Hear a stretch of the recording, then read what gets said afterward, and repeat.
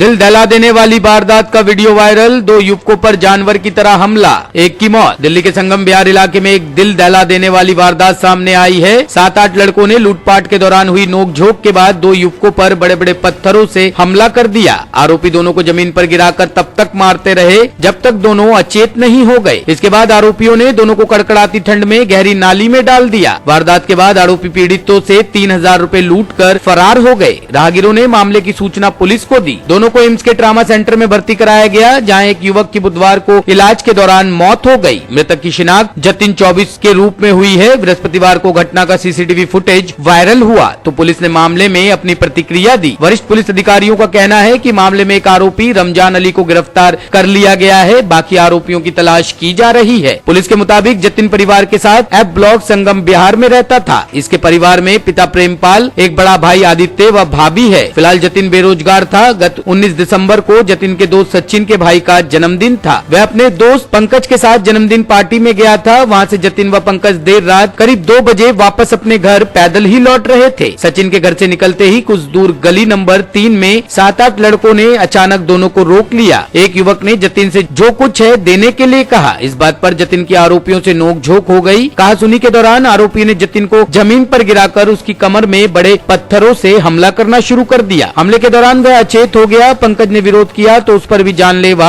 हमला हुआ। इसके बाद आरोपियों ने जतिन की जेब से 3000 रुपए और अन्य सामान निकालकर उसे गहरी नाली में फेंक दिया। पंकज को भी नाली में डाल दिया गया। कुछ होश होने की वजह से पंकज खुद ही नाली से निकला। इसके बाद उसने चिल्लाकर मदद मांगी तो कुछ राहगीर वहां पहुंचे। किसी ने जतिन को बेहोशी की हालत में नाली से निकालकर पुलिस व उसके परिजनों को सूचित किया। एम्स ट्रामा सेंटर में दोनों को इलाज के लिए ले जाया गया, जहां जतिन की बुधवार को मौत हो गई। बृहस्पतिवार को वीडियो वायरल हुआ तो पुलिस ने एक आरोपी रमजान की गिरफ्तारी की पुष्टि की। पुलिस का कहना है कि बाकी आरोपियों की तलाश जारी है।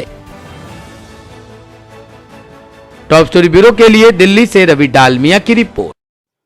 आप अपना नाम बता दीजिए। मेरा नाम कुशलपाल सिंह यादव। कुशलपाल जी, आपके यहाँ 3 दिन पहले घटना हुई है। क्या आपको जानकारी हुई और क्या आपको लगता है किस तरह की घटना? मुझे मेरे एक मित्र ने 11 सवा 11 बजे के आसपास फ़ोन करके बताया था। मुझे जानकारी दी थी कि किस तारीख को? जी हाँ जी, ये घटना हुई है उसके अगले दिन। हाँ। तो ये मुझे जानकारी दी थी कि आपको पता है कि हमारी गली में कुछ हुआ है, खबर है? मैं नहीं, मुझे तो उस तरह की कोई खबर नहीं है। तब उन्होंने बताया कि हमारी गली में एक प्रेमपाल जी हैं, उनके छोटे बेटे नितिन को किसी ने बहुत बुरी तरह मारा है। ये 3 नंबर गली से थोड़ा सा आगे कोने, मतलब 3 नंबर के कोने से लेकर और ये शेखर की दुकान है वहाँ तक, इसी बीच में उन्होंने मारा है। और वो लड़का हॉस्पिटल में भर्ती है और बहुत क्रिटिकल पोजीशन में बताया जा रहा है। जी जी। तो शाम को मैं अपने ऑफिस में, मैं जेपी ब्रदर्स मेडिकल पब्लिशर में जॉब करता हूँ।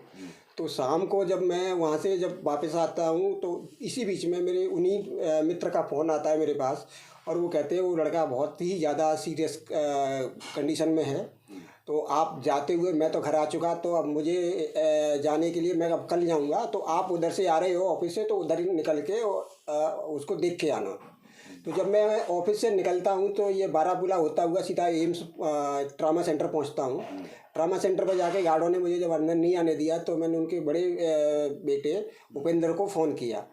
तो उसकी वाइफ ने फ़ोन पिक किया और बोला कि अंकल आप इधर आ जाइए, बाइक साइड जहाँ बाइक लगी हुई है पार्किंग में, उधर हम लोग पार्क में बैठे हुए हैं। तब जाके मैंने वहाँ बातचीत की, तब मुझे पता लगा कि फिर मैंने उससे उसकी स्थिति के बारे में पूछा तो उस लड़के ने मुझे बताया, बड़े वाले ने, कि अंकल 1% चांस है बचने के। फिर उसी में जो घटना में जो एक लड़का और जो घायल हुआ था, जो पीड़ित था वो भी वहाँ मौजूद था। तो उस लड़के को जब मैंने बुलाया अपने पास उससे कुछ बातचीत जानने के लिए, तो उस लड़के को 2 लड़के पकड़ के मेरे पास लाए। उसको इतना मारा हुआ था कि वो चलने फिरने की स्थिति में नहीं था। वहाँ कैसे पहुँचा, गाड़ी के थ्रू गया था, कैसे गया था, ये मैं नहीं कह सकता। उसके बाद उस लड़के से जब जानकारी मैंने ली तो उसने ये बताया कि अंकल ना तो मैं उनको किसी को जानता था ना वो उनको किसी को जानता था। तो जहाँ तक है कि लड़का तो वो कल 22 तारीख की शाम में 6 6:20 6 से 6:30 के बीच में उसकी मृत्यु हो गई है। वो